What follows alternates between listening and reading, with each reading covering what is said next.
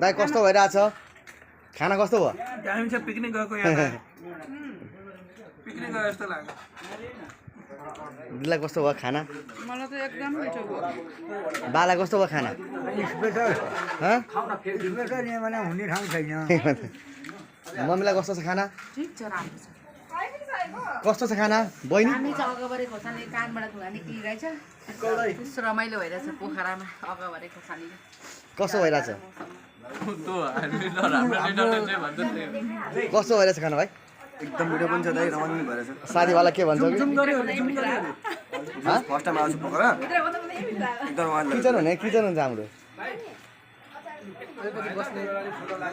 के ठाउँमा हिँड्नु न भइहाल्छ कस्तो भइरहेछ दाइ अनुभव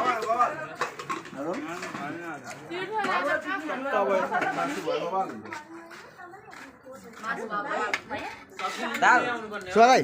बाल दिनु न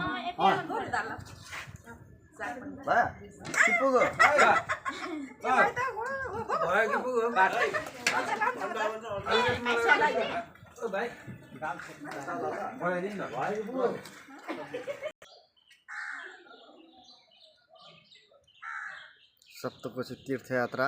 आज हामी पोखराको दोस्रो दिन